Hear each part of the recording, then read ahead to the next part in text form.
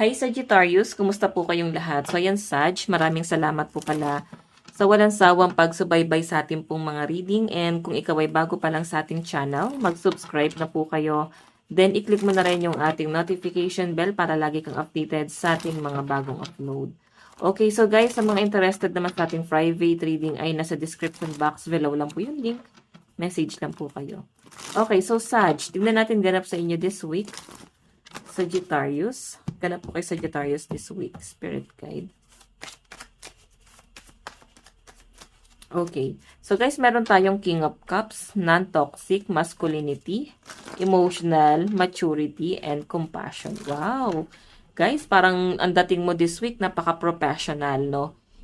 Nakikita ko guys, yung energy mo is parang mas nagmamatured ka habang umiidad, habang tumatagal, mas nagmamatured ang mga Sagittarius. Lalo na this week, guys, mas nakikita ko yung pagiging responsible mo doon sa sitwasyon, no? And parang mas gumagana daw yung critical thinking mo this week, no? Kumbaga nakakaisip ka ng mga solusyon na parang dati hindi mo naman nadidiscover sa sarili mo or hindi mo ginagawa. Lalo na guys, kung makikialam sa issue ng iba, never mo yan ginawa. Pero ngayon guys, Sag, no? Nakikita ko dito na mas nagiging ano ka, matured. Kumbaga, nilalet go mo na, no? And kung ano man yung judgment sa inyo ng ibang tao, guys, yung pinapakita sa akin dito, hindi nila alam kung ano yung pinanggagalingan mo, ano yung pinanghuhugutan mo. Okay, so tingnan pa natin.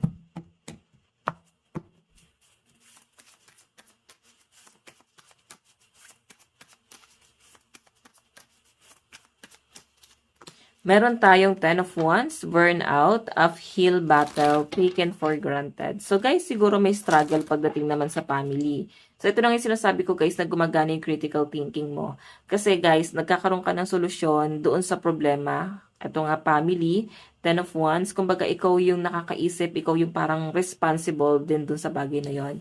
Okay, kumbaga parang opinion lang din yung binigay mo, and grabe. Maraming nai-inspire, and parang nakikita nila na ay tama rin naman siya, may ano din siya, may point din tong taong to. So yon, by the way, tignan pa natin. Okay. Meron tayong Page of Wands, good news, bright ideas, rush in head first. So guys, nakikita ko dito, may paparating na good news sa inyo.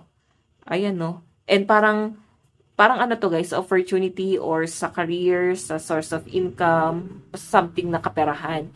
And parang ang nakikita ko dito guys, magmamadali kang sunggaban to, no? Kumbaga hindi mo na siya guys pakakawalan. Okay, so choice nyo pa rin naman guys kung pakakawalan mo o hindi. Pero ito kasi guys, ang ganda na itong opportunity na to. Parang bihira lang siya dumaan sa inyo, or bihira lang naman ito mangyari sa inyo.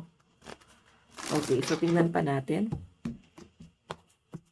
Sagittarius, Sun, Moon, Rising, and Venus sign. Sagittarius. Meron tayong conflict, clash of egos, fight, 5 of Wands. So, ayun lang guys. Sa relationship, eto ha, pwedeng hindi kayo guys nagkakaintindihan ng person mo. Nandun sa point na parang lagi kayong nagtatalo. So, meron ako nakitang conflict this week, no? Na parang ibubunto niya sa inyo. Parang ikaw yung sisisihin, or ikaw yung parang sisisihin na parang ang dating guys is parang wala ka nang ginawang tama. So, actually parang ginawa mo naman ng lahat para lang dito sa relasyon na to, or para lang mag-work etong relasyon na to. Yun nga lang guys, pwedeng ang dating kasi sa person mo is kulang. Nakukulangan siya dyan. Okay? Parang hindi sapat yung mga ginagawa mo. Parang ang dating sa kanya guys, hindi mo natutumbasan kung ano man yung mga ginagawa niya. Okay, tingnan pa natin.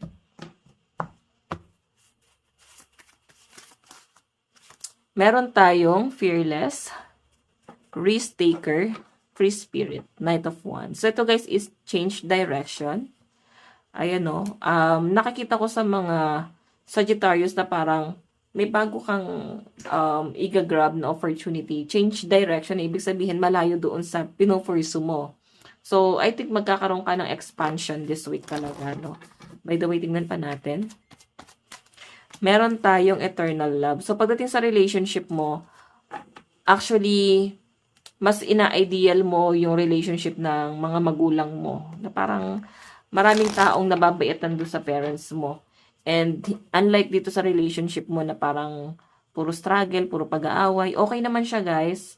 Habang tumatagal na may relasyon nyo guys, mas tumatatag naman siya. Yun nga lang guys, hindi maiwasan yung pag-aaway. Actually, normal naman siya sa relasyon, no? And dito guys, parang sa magulang to, no, I think yung iba sa inyo, nakapokus ka din doon sa mga magulang mo or sa pamilya mo. Parang iniisip mo rin sila. Okay? Sobrang attached ka sa kanila. Ganun po yung pinapakita. So, by the way, meron tayong illness. Ayan, may nagkakasakit guys sa miyembro ng pamilya, no?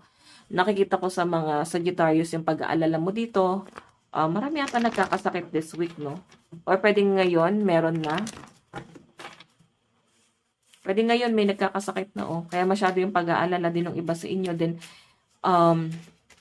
pwede guys na sa mga in-laws, no? Kung may asawa na kayo, pwedeng sa pamilya ng asawa mo.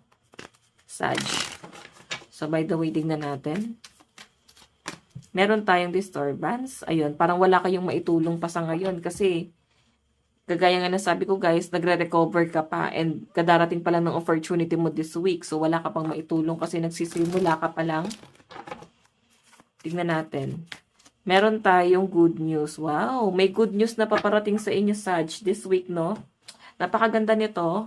And again, kagaya na sabi ko rito is masyado kang mas nagiging matured. Lalo na at dito sa opportunity na paparating na to, mas nagmamatured ka dito. Okay? Kumbaga, sa madaling sabi, ito na yung good news na inaantay mo. Matagal mo nang minamanifest tong bagay na to. Tignan natin guys ang inyong advice. Advice para kay Sag this week. By the way guys, ito nakalimutan ko. Lucky number mo is 50, 35, 57, and 42. Tignan natin yung advice para kay Sag this week. So guys, meron tayong I'm fulfilled by love. So mararamdaman mo naman marami nakasupport, marami nagmamahal sa inyo. And again guys, itong conflict na to, malalampasan nyo naman siya. Kailangan nyo lang guys maging open-minded din parehas ng person mo. So ayan, Sag, ito lang po ang inyong reading. Maraming salamat. God bless and love you all. Bye-bye.